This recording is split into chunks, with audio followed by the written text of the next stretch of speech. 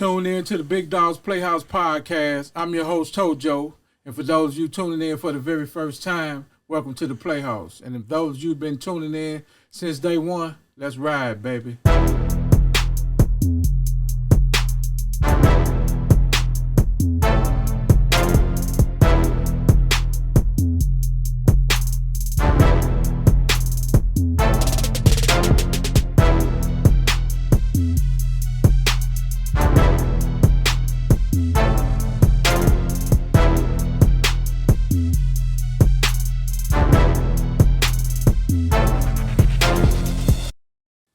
Got a very special guest in the house tonight.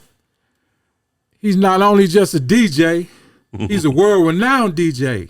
And he's not just only a world-renowned DJ. He's the DJ for one of the most greatest and legendary groups in hip-hop, Run-DMC. I got DJ Charlie Chan, Soprano. Gangsta. In the house today. What's going on, Charlie, baby? Man, I'm glad to be here, dog. Anybody that want to interview me or want me to do something, I am happy. I'm like, I ain't begging, but I'm just saying, because, when we start doing this hip hop at first, we just wanted to get a little money and little girls. Now it's about actually being a part of something. That's what's up, man. How you been doing, man? I see you been back on the road for a minute. Man, I'm very blessed, dog. Like, real talk. Like, it's slow, but, people couldn't wait to see us. They couldn't wait. That's what's happening. We're going to jump right into it. Usually I go from a blast to the past and, see how you kind of grew up and where you grew up from. But since we in this thing called a pandemic, I just want to ask you, have the pandemic affected you personally and business-wise? Yeah, business-wise, because it stopped my money. And I couldn't do what I'm accustomed to doing, which is live parties, being either at your house, backyard, stadium, club, it don't matter. It forced me to have to do it from my home, which was actually a blessing to be virtual with it. But I'm a people person. I like to connect with people. I like to see you, feel you, touch you. You know what I mean? So personally, outside of that, just the fact that I couldn't do, the gym was closed. Oh, okay. And I'm definitely trying to get my health together. And I go to the gym 5-6 days a week. So the fact that the gym was closed and I had to look at just going to the park and walking, running, or buying some weights and doing stuff in the home, it's cool. But I like that energy of other people when we all got that same goal, and you get that when you're in the gym. When I'm here by myself, it's just me, and I be slacking. So it did kind of affect you a little bit too. Yeah. More so physically than mentally. Did it have anything to do with when you was on the radio at the time when it all? Yeah. So that was different too. Having to do mixes from the home and turn them in. I like to be live. People call in requests. I can play your song right there. I'm here at the crib trying to think about what y'all want to hear. That wasn't cool. So it sent you to the crib? Yeah. Okay. Yeah, they limited the amount of people who could be in the building, and they felt that I ain't have to be there. Oh, okay. So that's cool. So check this out. You born and raised in St. Louis, correct? Born and raised. What hospital? Home of G. Phillips. We got something in common. Yeah. But check this out, though. What high school you attended? U City. Oh, shit. Yeah, class of 88, baby. Class of 88? Yeah. Oh, that old famous thing, U City, huh? Tell us a little bit, tell my audience a little bit about young Charlie. Grew up single parent. My mother, we call her Mama Chan, she raised me, made sure the lights stayed on and food stayed on the table, and I had clean clothes. She made sure all the necessities was taken care of. And then family members like my aunts and them made sure I had all the toys I could handle. Okay. And then I grew up, being in U City, it was like 30 kids on my block. So you can go outside. I ain't had to own nothing for real. We all had football. So, we all played football, basketball, baseball, whatever, throw a frisbee, whatever it needed to be done. Somebody on the block owned it. Okay. So it was kind of like all of ours, but it's at your house. Okay. That's what it is. So who and what got you into DJing?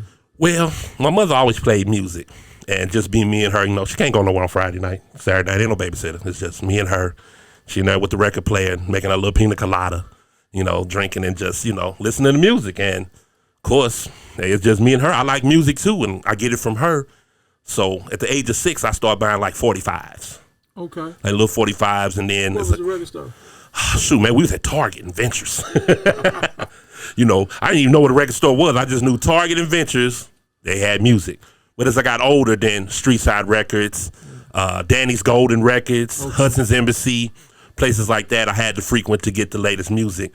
But it was my cousin, Rick Mansfield, who actually DJ'd that I heard him mix 2 songs together. He mixed Let It Whip by the Daz Band with Planet Rock, Africa Bambaataa Soul Sonic Force. I never heard 2 records mixed together like that. And I was like, I want to do that. And then that day, 1982, I wasn't DJ Charlie Chan at the time. I was calling myself Whiz Kid because I didn't know there was one. So, but that was the day I became a DJ, at least in my mind. Okay. My mama used to work at Peaches. What? Hey, I remember going there too. On West Florida. Who didn't have a Peaches record crate? Yeah, we had one of them. Oh yeah. But what does the word or the meaning of DJing mean to you? Soul controller. Like, we the god of music. Like, when you come to the club, the music come from us. So, you know, we can put it in all, you know, we can be teachers, we can be philosophers, whatever you want. I mean, we could be the reverend, you know, the pastor, the deacon, the bishop. You know, if you want to consider the club the tabernacle or you're at church, whatever it is, we're in charge of making sure you have a good time. So to me, like, when people go out, you know, we live stressful lives. Sometimes we go to the party, you don't want to hear our favorite records. No matter what the music is, it's your favorite record, you want to hear it. I want to be the guy that delivers that freedom for them couple of hours to where you can just have a good time and just love life. Just like that. Just like that. So do you remember your first gig? Yeah. You remember where it was at? It was off of Arlington, over off the south, on the north side. I want to say Arlington and West Florissant. Am I about right? Arlington and West Florissant, yeah. Yep. My homeboy Joe Rockhead. That's why I like to call him, because he had a hard head. But he actually set the party up for me because he knew the girls. Now the girls, they went to Sumner, but party way over there. I think at the grandmama house, and I was in the basement. I was in the basement, set up on the washer and dryer. It was clothes burning? Well, actually, everybody was outside. Didn't nobody really show up. But I'm in there by myself. My man Joe out there getting his Mac on when Cool Odie and the Northside Posse walk in on me. Now, I remember knowing Odie from talking to him on the phone. Odie was right there. Odie stayed right there. I'm on it. So they come in and they like, yo, this Cool Odie. And I'm, you know, I ain't gonna lie, I was scared, right? But I'm by myself, ain't no punks. I was like, and they was like, well, he got 1200s. You know, that's the Technique turntables. I was like, so? And they was like, yo, he want to get on. I was like, no. They was like, really? And I was like, yeah. So they, you know, kind of spoke. It was about 10 of them. 10 maybe, at least 10. I was like, damn, they gonna whip my ass. But hey, fuck it. If I'm gonna go down swinging. But they was cool. They was like, all right, and they just left. I don't know where they went, but the party went on for about another hour, and then it was over. I think I got paid like $50, something like that. But it wasn't a success. Nobody came for real. Oh, okay. So, your first radio station DJing gig, what year was it? Well, G Wiz used to have me come on 88.1 on the Street Vibe show, the guest DJ. And then one time I actually filled in for him. So I'm thinking, 88.1. Yep. This had to be, well, no, you know what? I need to go back. I'm tripping. I spent on 90.3. I played on K-Word. 90.3, I used to play hip hop. And one time they let me and my boy Dangerous D into the studio. That was. What year is this, y'all? Man, this got to be 87. 87? 87, 88. I was a senior in high school. It was a local station? Yeah, Washington University. It was a college radio station. Yeah, the college station. Okay. So they played on the weekend? Well, not actually during the week. I think like a Wednesday, somebody called me and said, man, they playing hip hop on this station, and it was cursing.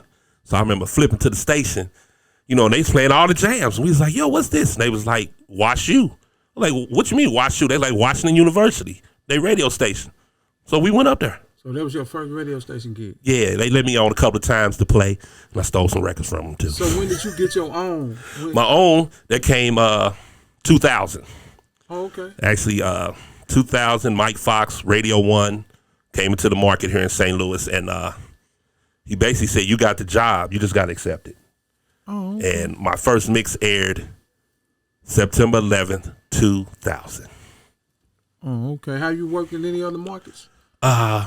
I did some mixes for a station up in KC, just like a little mix weekend a few months back. But other than that, no, it's strictly St. Louis. Okay. So how in the world did you end up being the fucking DJ for the famous group Run-DMC? So Can you explain that, please? So this is what happened. These guys had a DJ battle in Lawrence, Kansas. Okay. And they asked me to come be in it. And I said no. Because I was doing my first rave party. And I was getting paid like $700. And I ain't never seen no money like that DJing no party. So, and for an hour, and the rave scene was big. So I told them no. Then the rave got canceled. So I called them back. Hey, dog, I can do it. So they said, come on. So the night of the battle was the same night Tupac died. Wow. And I went up to Lawrence, Kansas. I won the battle. And the prize was to open for Run-DMC, $500 cash, and a trophy. But the cool thing was, before they made it to Lawrence, Run-DMC was here in St. Louis at the Galaxy or Evolution, whatever the club was called at the time. And it was the night I DJ'd there. So the owner bought the night from me and told me to help promote it, put the groups on to open up for him, which I did. You know, it was a great show. It was packed. And when Run-DMC was coming off the stage, I grabbed Jam Master Jay. I said, hold up, Jay. Let me show you something. He was like, all right, Charlie. So he stood on the side. I told everybody I won this battle. And Peter Piper was the routine I won it with. So I did the Peter Piper routine. Crowd went crazy. Some people thought I was battling Jay. Because that was the word like, man, you battled Jam Master Jay and won. It's like, no, I was showing off for somebody I admired. You know, I looked up to Jay. Jay saw me. He's like, I see you, Charlie. See you tomorrow. We in Lawrence, Kansas. I pop out. I didn't know I was DJing the show. I just thought I was going to do my routine from the battle. But I actually was the DJ for the show. So the whole time, I didn't know Jam Master Jay was watching me and paying attention. So the show was over. We packing up. We like, damn, they left. Fuck. We wanted to hang out. Next thing you know, Jay walk out. He like, what up, Charlie? Where your records at? Because you only got 2 crates, man, and you wasn't DJing for no 3.5 hours, no 2 crates. I'm like, dude, I'm Charlie Chan. That's what I do. No, for real though. I was like, yo, Jay, this all I brought with me. Yeah, just like that. Jay was like, yo, I got a show or party at How Could I Be Down convention in Florida. Can you come and DJ my party? I'm like, bet. So we like, all right, cool. So now we leave, go to a little local club. We in there drinking. My man Biscuit with me. Biscuit say, we got to go. I said, well, why we leave? We here with Jay. He said, Jay wants you to open up for Run-DMC in Louisville, Kentucky tomorrow. So we going to go home. So we going to drive. Get some money, change clothes, and meet him there. But as we was leaving, Jay said, where y'all going? I said, man, we going to meet you in Louisville. He said, I don't believe y'all. I want to fly y'all. And that was 4 of us because I had 2 of my partners with me too. So I'm going to fly you. We like, no. We meet you there. Jay was like, if you don't show up, I ain't fucking with you ever. Just like that. Just like that. We said, Jay, don't worry about it. Matter of fact, we sped home, got our shit. We was in Louisville, went to the venue, set up, and sat there for 2 or 3 hours waiting on them. Before they got there. Shit. Jay came in. He saw me. He said, oh, shit, you real, Charlie? He said, well, check it out. If you can make these shows with us, I will help you out. I can't pay you. Okay. But if you can make them, I will bless you. So I did that. Easter Sunday, 97, Atlanta, Club Kai in the lab with DJ Nabs. Okay. Was the show that Run-DMC was doing. And, you know, Jay always brought me out because I opened the show and I closed. So I opened just DJ for the crowd, but when I closed, I did my Run-DMC tribute. Like, I got into my thing. And when he pulled me out, the Brat and Jermaine Dupri walked out. You know, now Big Bob was Jermaine's bodyguard at the time. So, you know, Bob on the side, you know, he give me the thumbs up. Jermaine come out like, what up, Charlie? I want you to do your thing, boy. So whole time I'm doing my routine, him and the Brat are handing me my records. Okay. And the crowd went nuts. Like Houdini was in the building, Lil Jon before we knew who he was. Like all of Atlanta who's doing something at this time is in the building. They went nuts. As soon as I got done, the Brat jumped into my arms and said, can you be my DJ, nigga? What I need to do, I gotta have you. And I was like, oh shit. So I was like, yo, whatever, you know, we good. So he said, we'll get the information later. I go backstage, I see Run and D and J. I'm all geek. Like, yo, what, nigga? I was so cold out there. You know, the brat didn't want me, motherfucker. Blah, blah, blah, blah. You know, I'm just saying whatever. And they was smiling. Then I went, oh, shit. You motherfuckers knew. Jay was like, yeah, we told her to come out. We did a show with her. She didn't have no DJ. Jay was like, I got somebody for you. Yeah. So that was him. He plugging you. Yeah. He was hooking me up. So, you know, I did that till, of course, Jay was murdered. Right. They separated.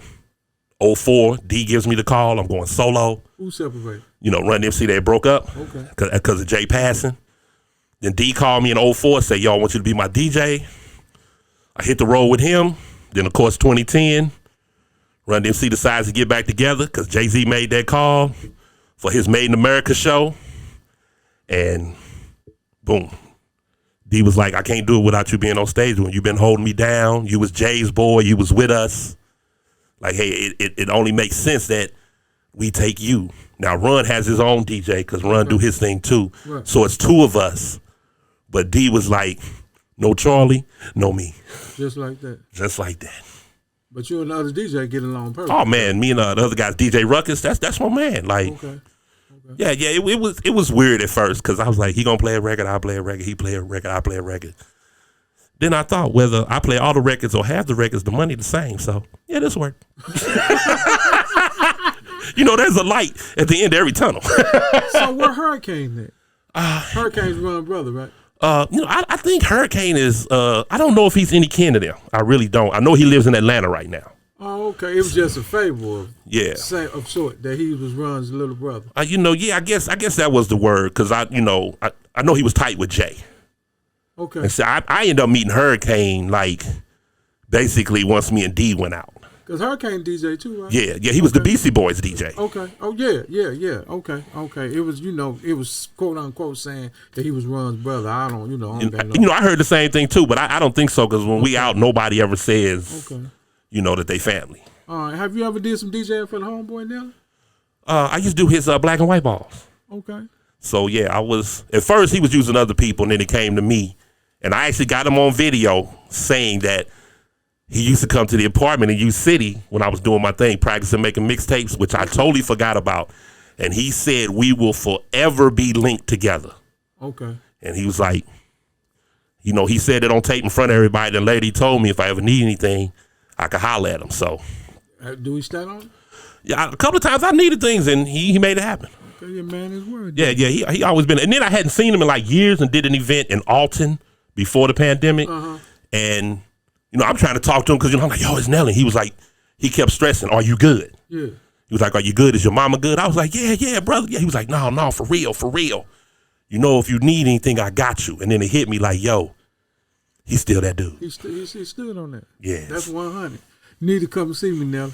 Yeah, definitely. For real though. Dude, check this out. Back to Run-DMC. Mm-hmm. It got you to a point where the internet blew up, and it really wasn't a great thing when we say the internet blew up, but it happened from a tragedy. Yeah. The night of the Grammys. Oh yeah. All I remember at first, because, you know, believe it or not, I was sick.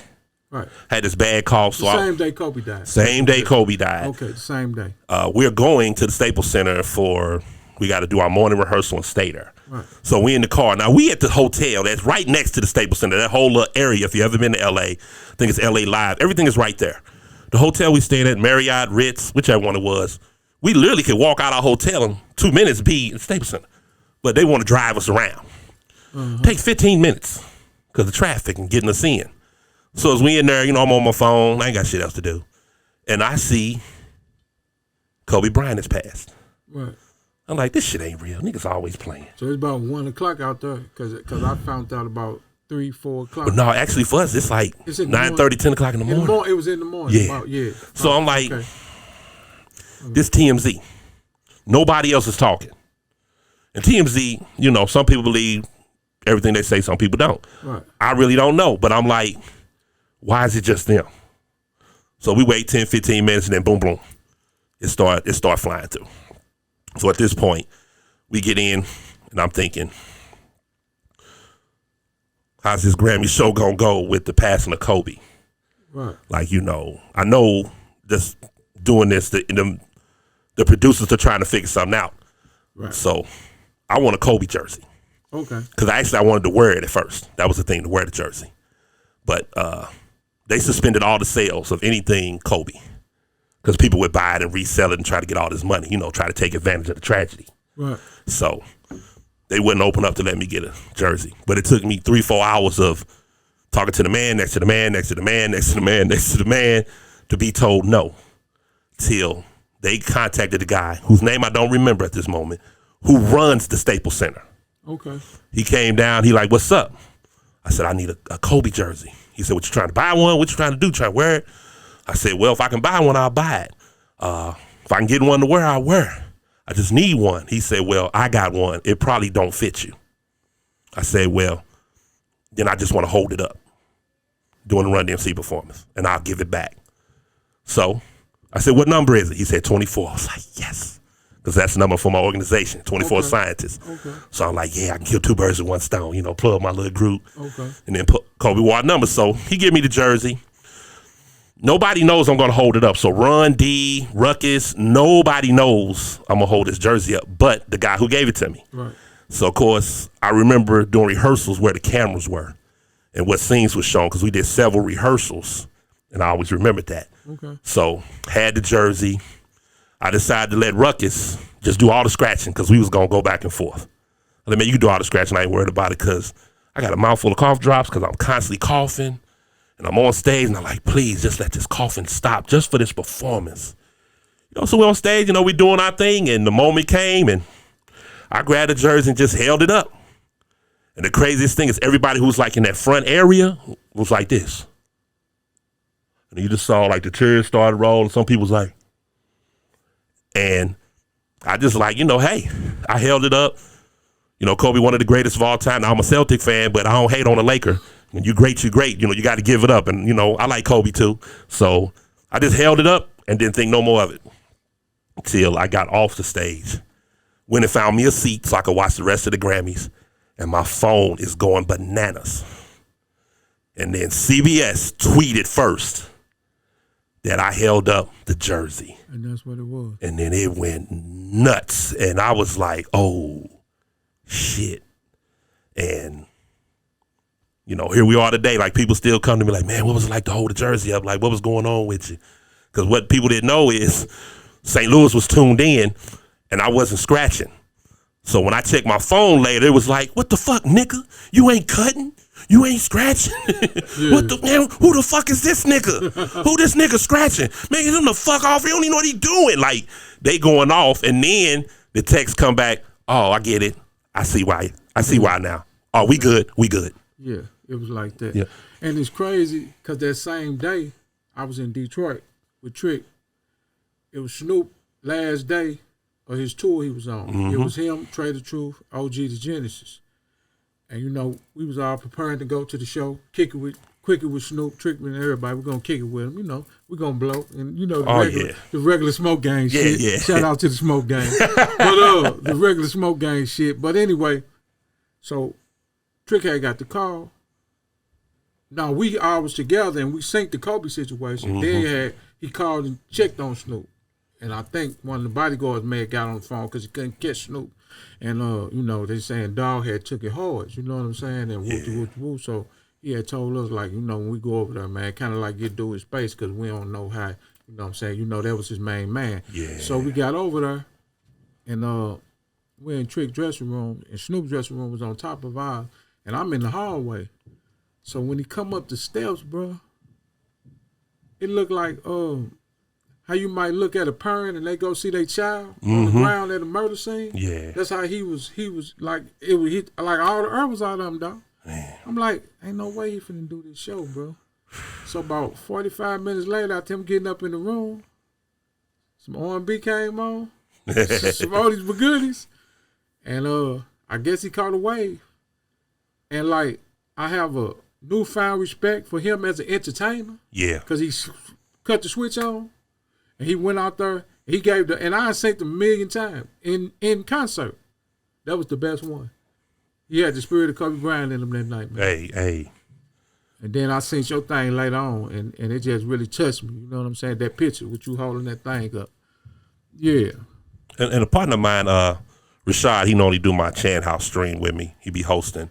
Our dude be moving around. Yeah. He was sitting with me the night before I left. Okay. And he kept saying, I think you're going to do something epic. He said, I don't know, I get this feeling you're going to do something epic, something big. And I was like, okay. At the time, not even knowing what was going to happen. I just like, you know, it's the Grammys. And I was more excited for the Grammys when it was over. Well, actually, I take that back because before I actually went on, I called my cousin because that's who I learned to DJ from. And I was crying because I felt like I had made it. And he was like, oh, calm down. You good? I'm like, cuz, I'm here, man. I'm over here. I'm crying. And I'm trying not to sound like I'm crying, but I was crying. You know, all the producers, everybody sitting around, they looking. They probably think, man, he crying because, you know, Kobe passed. Right. But at that moment, I would say it hit me that you finna be on the Grammys. And I was like, oh, shit, because all before that, I was like, man, so this is another Run-DMC show. It's with Aerosmith. I mean, you know, us being from St. Louis, it's hard.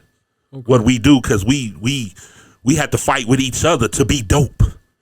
When somebody from St. Louis like you and say you dope, then you know you truly are. Okay.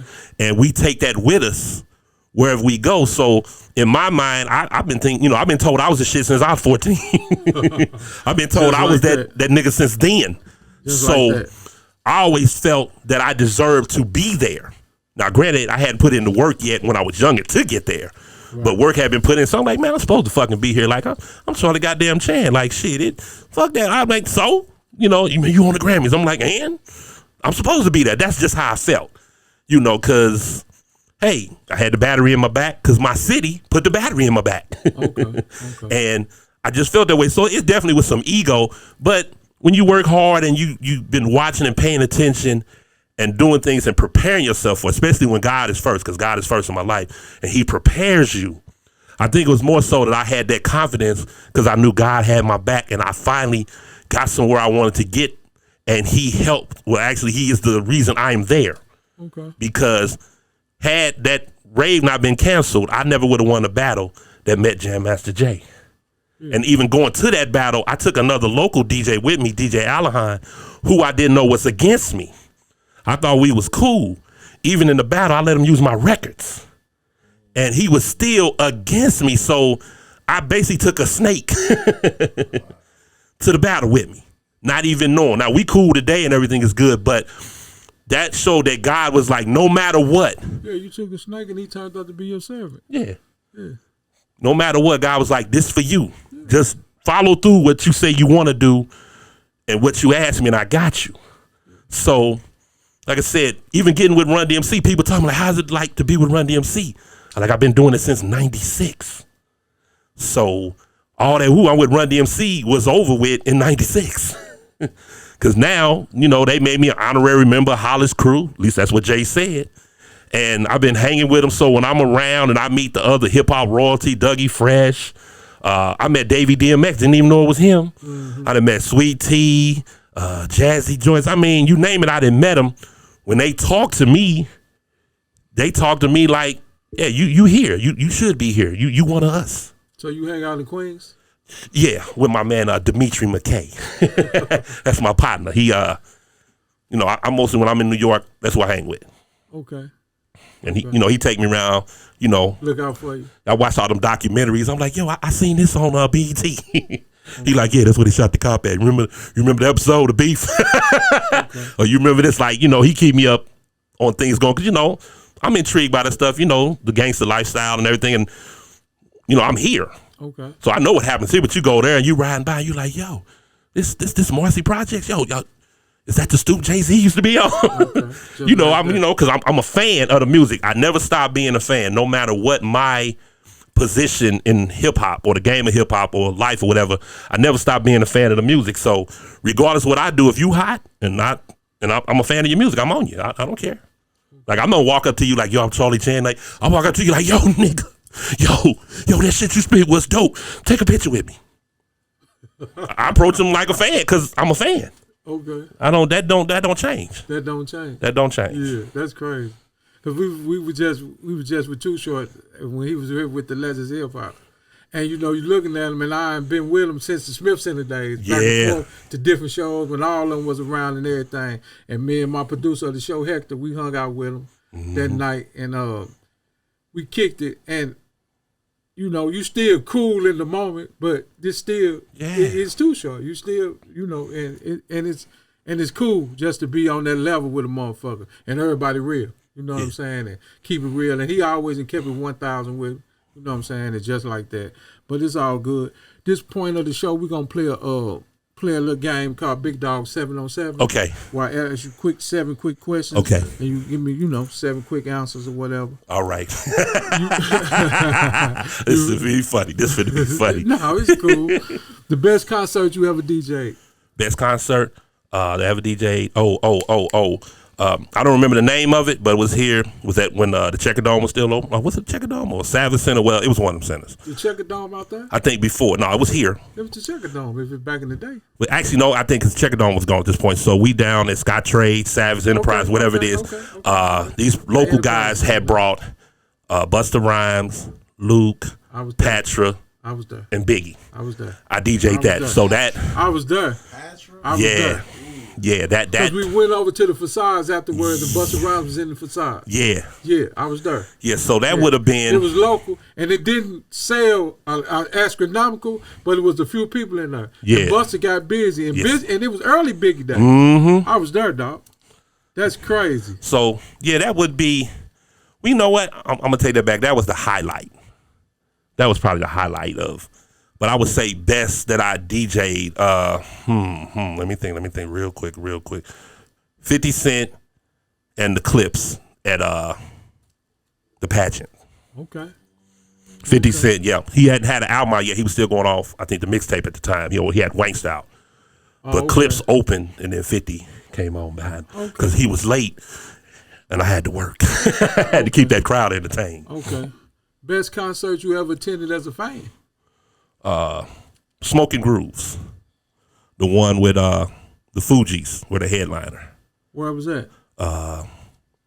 Riverport, whatever they call it now, out there. Amphitheater. Yeah, the Hollywood Amphitheater. Okay. Yeah. Okay. That was because Busta was on that. Oh, that was man. The Fugees, the headliner. Yeah, they was the headliner. Oh, that's when Lauryn Hill was Lauryn Hill. Yes. Oh my God. I sang at the Fox one time. She was rapping in Japanese, dog. And I thought I knew every word she was saying. You heard me? We read around that motherfucker. It got busy. You heard me? All-time favorite record to go to at a hip-hop party. All-time favorite record? To keep the party jumping. To keep the party. Go-to record. Back that ass up. Juvenile. Back that ass up. Just like that? Just like that. That part. It don't lose. When they come on, doom. They going. Oh. Okay. That's got to be like the greatest intro of any record ever in hip hop. I'm gonna say in hip hop, great, because when they come on, you know what you finna do. That beginning. Yeah. Okay. Favorite all time to keep the party jamming, R&B. Favorite all time. I'm gonna go with This Is How We Do It. No, it's actually a tie. This Is How We Do It, Montel Jordan. Or Poison, BBD. They about the same. Like with black people, it'd be Poison. White people, this is how we do it. True. I give you. Okay. I can see that. Yeah. Because we was in. I went to Arizona to see Dallas Cowboys and the Arizona Cardinals, and Montel Jordan and what the fuck was that? I'm gonna get my hip hop card too. Damn, dog. This is funny, ain't it? Montel Jordan, I'm gonna leave it like that. And it was at, like you said, it was a white event, so and it was like all time. Yep. All time. Top 5 rappers, dead or alive. Top 5 for me, my number 1 is Chino XL. That is my favorite MC of all time. Reason. Because he ain't scared to say what he want to say. He will say whatever it is. He don't care who he piss off. He say it. That's how he caught all them beefs. Yeah. And him, Number 2, I always catch slack for this. Gucci Mane. Simply because old Gucci. Beginning, I'm a dog. For whatever it is, I don't get tired of him. I just don't get tired of him. I like him. He ain't the best rapper. Even to today. To this day. He ain't the best rapper. But it's just something about him that I don't get tired of listening to him. Hey, okay. So him. Then, Biggie. Scarface.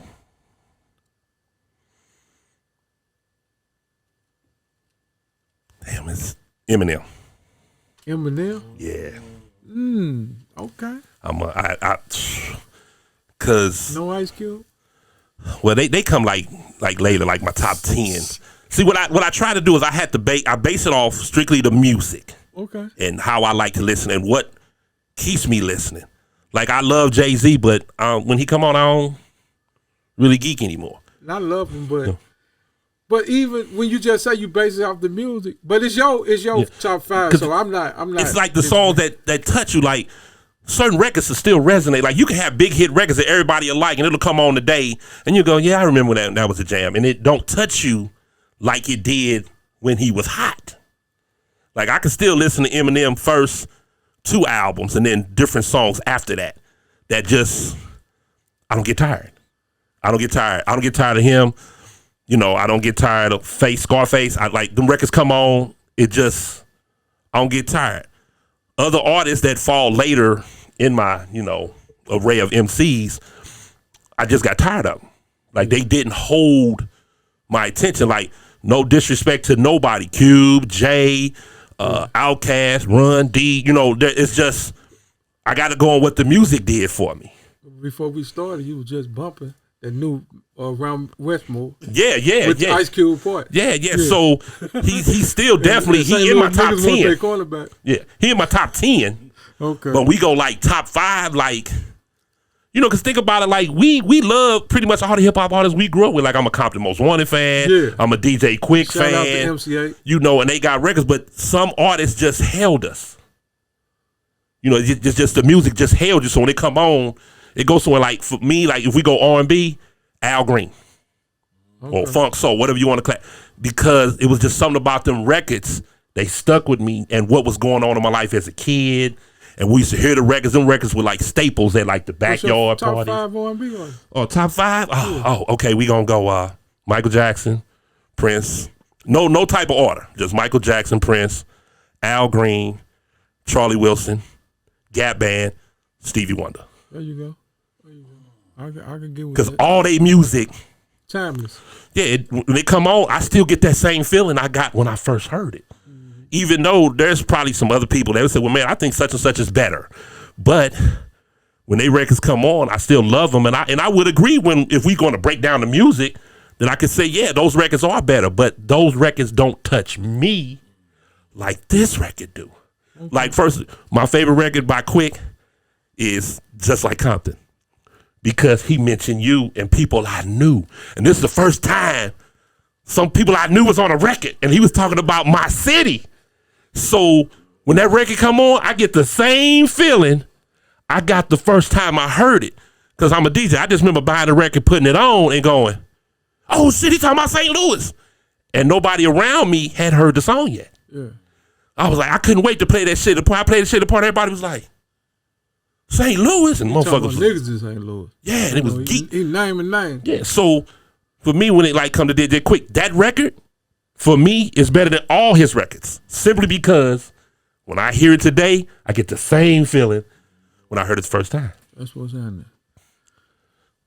Your 5 favorite DJs of all time. 5 favorite. Me, myself, and I. Top 3. That part.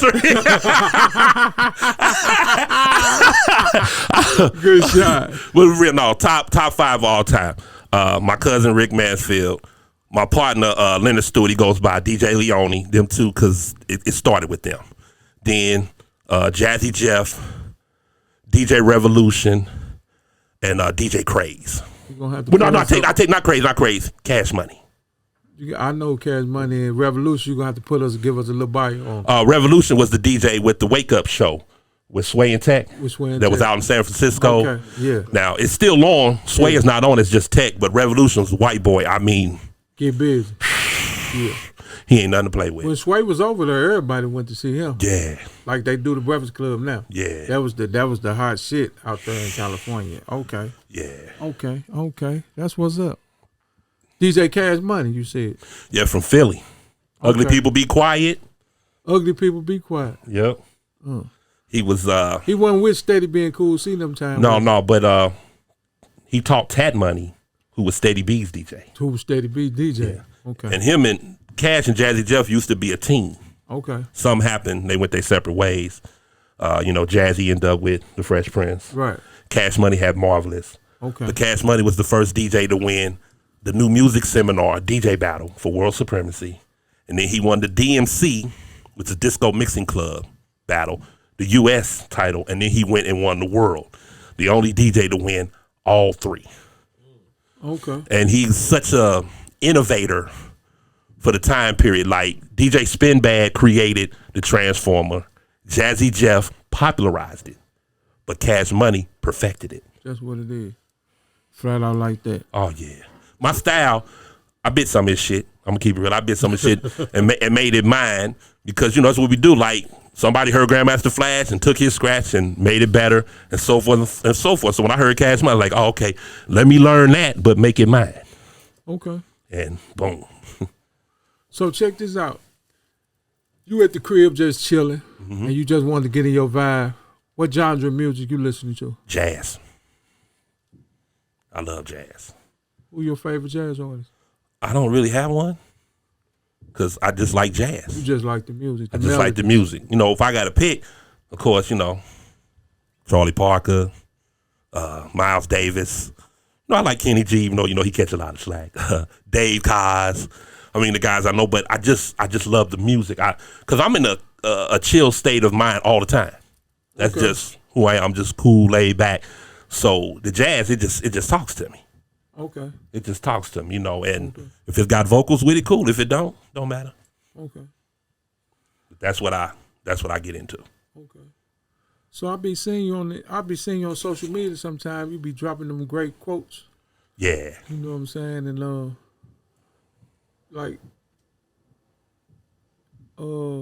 what would I say? Them spiritual quotes be really on point, man. Wow. For real. I started doing it, I guess about 2 years ago. I can't exactly remember because I found an app that showed the Bible quotes. Okay. So it's one every day, but sometimes I'll go through it. Okay. And for whatever reason, that particular quote it talks to me. So I had to post it because I want to be positive. I came up, like, my father wasn't there, but there were men who were there, like, we come up in the time like, your daddy, my daddy. Because if I come to your house, he treat me like your son. Right. You know what I'm saying? And when a man lets you in his house, that means something because any and everybody don't come in the house. Right.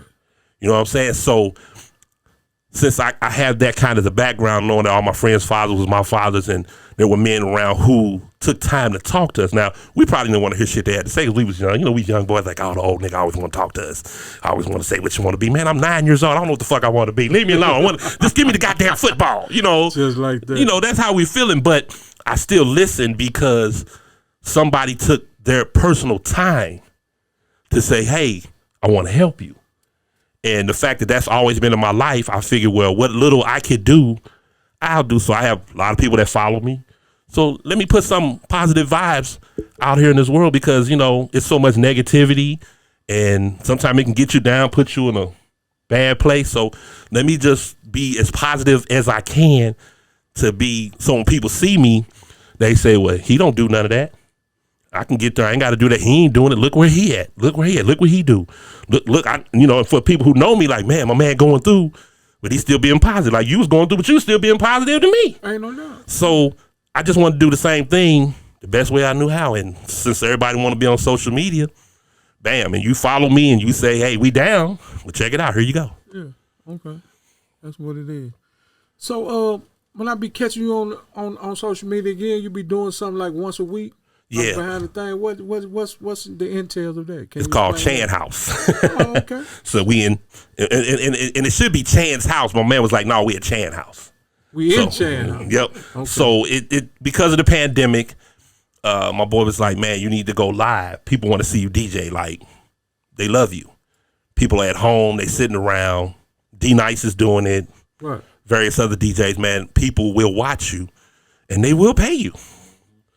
So I said, well, it really ain't about the money, but now I can, from the comfort of my home, I just get out of bed, roll over, and bring the party to them. Bring the party. Boom. So I started it, and I said, well, we want to make it fun. That's why we talk, we tell jokes, we start having things, because I love music and know and have a lot of music knowledge. So the thing was like, let's do what we call sampleism, where I will play a record, DJ Quick sample, and then I'll be like, who know what this is? Who used it? Okay. Some people probably didn't even know, been listening to DJ Quick, born and raised in Compton, and didn't know it was Isaac Hayes' record. Okay. But then when I played a Quick record, they're like, oh, shit. And the same record was also used by Public Enemy, but they used the part later in the record. What record? I got a letter from the government the other day. Open and read it. They said we were suckers. Whatever. I can't. What is the name of that damn song? Well, y'all know what it is. It's Public Enemy. That piano part. Return of the Living in the Basshead? No, that was Black Steel and Hour of Chaos. Black Steel and That's Hour it. Chaos. Black Steel and okay. Hour of Chaos. Later in that same Isaac Hayes record, that little piano part plays. Okay. And that's what they used. So it's like, as I play the record, I say, check out this part of the record too. And then I hit it, and it made people like, oh, shit. Because a lot of people know hip-hop samples. They don't know what hip-hop samples. And they don't know the creativity behind the fact that we sat and listened to just a snippet of a song. And we took it and stretched it out and did drums to it and sang all with rap, whatever we did to make it super dope. Because the people who even made the song, a lot of times that little part wasn't what they cared about. It was the other part of the song that's mainly playing. Like if you listen to the Isaac Hayes record, it's doon-a-doon-a-doon-a-doon-a-doon, wow, doon-a-doon. So that's what you focus on, and that's the groove for most of the record. But the record like 10 minutes long. So later in the song, all of a sudden it break, and that piano hit doon, doon, doon, doon, doon, doon, doon, doon, doon. You're like, oh shit. And I had been listening to that song, never played it that far. Just like that. And then one day, somebody played it for me, and I went, I got this shit. So we do that, and then we do top 5 Dead or Alive MCs. Saying we, who are we? Well, it's me, my man Steph, Visual Mindset, Keon, and my boy Rashadism, what he like to call himself. Okay. Like we all make up the Chan House team, creative. Okay. And so y'all tech all guy. get together. Well, sometimes we just be on the phone, and my man Rashad be like, what we gonna do this week? I go, let's do top 5 Dead or Alive. Okay. Because doing that, it allows me to play MCs niggas would never listen to. Never. Like I can ask you who Charlie Tuna is, and people like, I don't know. And I can't remember the group he's from, but it's a West Coast group. Okay. And they dope. But people don't know who Dilated Peoples is. I know who that is. You know what I'm saying? But it's a lot of people who just follow what the radio play, or they just into the Southern hip hop or whatever. Yeah. And then even on the Southern end, we got guys who could rhyme that I want to play, like, regardless of how lyrical you think they are. Sometimes it's the fact that they still rhyme and we pay attention and we like them. So Trick Daddy got records niggas don't listen to, but that be dope. Plies come in the game and all we know is on radio records. Yeah. But he got some records where he really rhyming that niggas don't know. It gives me a chance to play them records. Plus it gives me the chance to play Chino XL, which is one of my favorite MCs. We could play Freestyle Fellowship, people from the Hieroglyphics camp. It allows me to use my music knowledge. And then it's entertaining. Because when I'm playing the song, we rapping along, we talking trash, or like I put on a record and I go like, this is my favorite rapper all time, knowing I don't piss people off, saying it, and then I play like Gucci Mane, I'm a dog, you know, and motherfuckers be in there, like, he your favorite rapper all time? Well, here my top 5. That's what I meant to say. Yeah. But, you know, it clickbait to get people talking, but then guys are in the chat going, no, Gucci the shit. Right. You know, so you keeping it. Yeah, okay, like we interesting. Yeah, we do all R&B. We played nothing but R&B. Right. We played all slow songs. We did the husband-wife edition where my man Keon brought his wife, and they both hosted. Oh, okay. And I played like them lovey-dovey records, and then I spent it on them. And being like, but before you was married, you was a hoe. And I start playing, I'm a hoe. And I start playing them records, you know. And before your wife got with you, doom, doom, doom, doom, doom, she was back in that thing. Okay, all right. You know, and then we did a Valentine's Day. Okay. Where I suck at everybody. Okay. I did the first 5 minutes of like slow records. And then I was like, yo, man, I ain't got no woman. Fuck Valentine's Day. And I played all the records, like side chick records. Like this bitch, that hoe. We played all the records, girl, give me that pussy. You know, we just went straight ratchet with it. People went nuts, but it was entertaining because when you watch us, we're not just DJing. I'm not just playing records and you looking and I'm talking. We constantly engaging with you. We constantly reading the comments. We shout you out. We talk to you. Like if I see you in there, I might hit you with a joke because I know you're going to respond. And we're going to read what you say. Just like that. So it won't be like, yeah, Tojo, yeah, you a Cowboy fan, or what happened? You know, I know you're going to respond back, but we going to read what you say. You're a Steelers fan. Yeah, and I'm a Steelers fan, so. We're going to go back and forth. Yeah, you know. We're going to definitely about that. So. You know, try to diss my cats. Yeah. See what I'm saying? If we was on the screen, that's what would happen. Right, but it's all good. But see, I know that's what to do. Right. And so the pandemic started it, COVID, but now we keeping it going no matter what because it's fun. And I got 2 nights. I ain't been able to do the Saturday because of being on the road.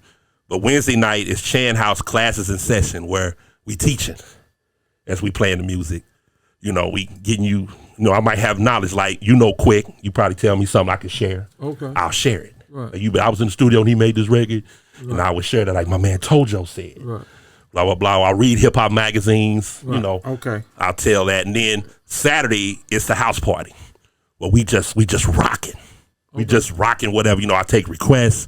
If you tune in, whatever you ask for, if I got it, I'll play it. So I literally could go from, say, Gucci Mane to fucking Culture Club because you in there talking about, man, play Karma Chameleon. Okay. And I'm like, for real? Oh, well, check it out, y'all. Jigga, jigga.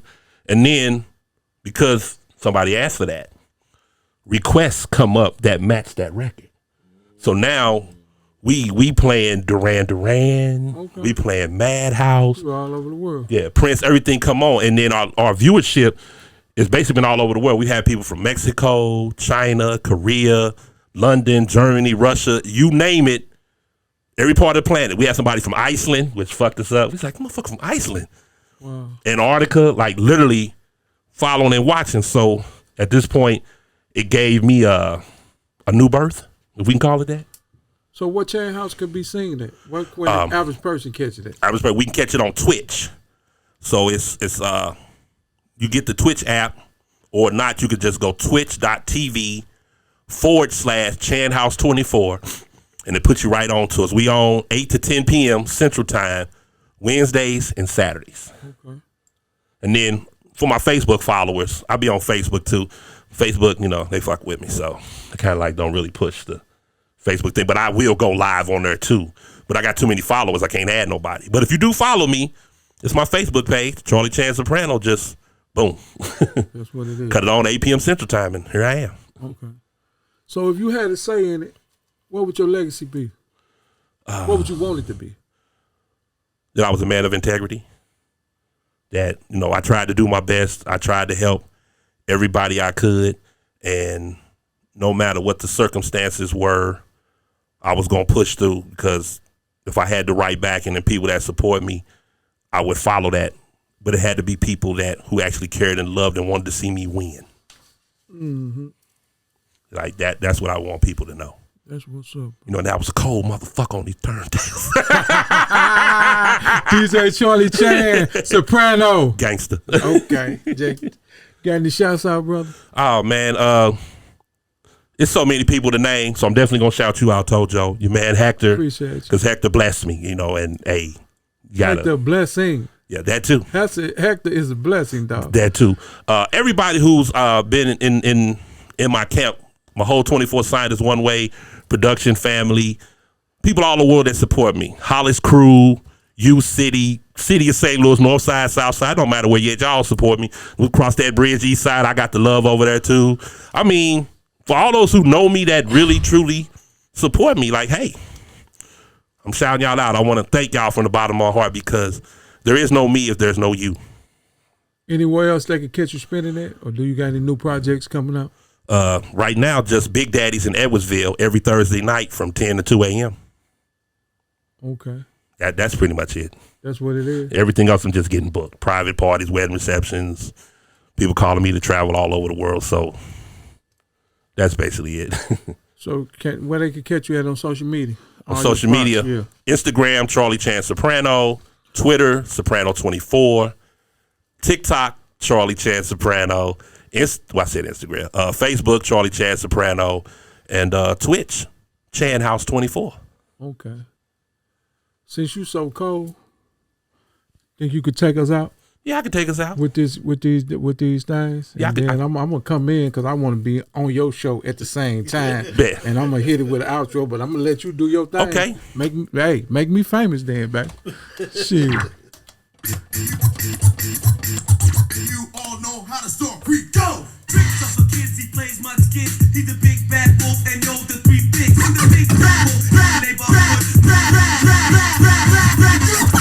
Beating butt, getting good. Beating butt, getting good.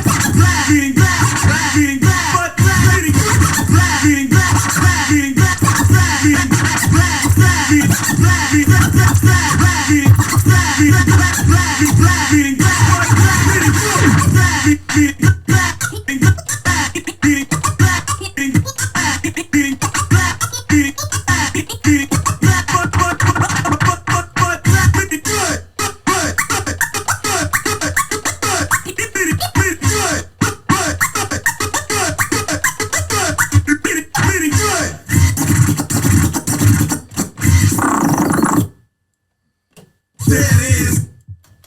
Just like that? Just like that. Hey, what can I say?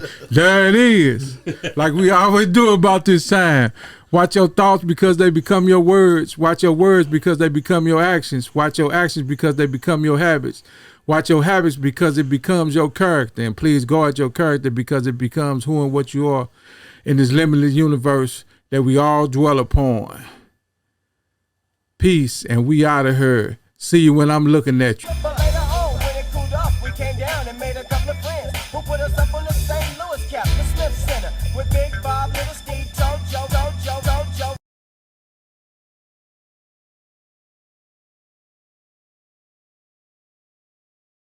I like this shit, dog. I like this. This is shit I wanted to do when I was young. This is shit I wanted to do.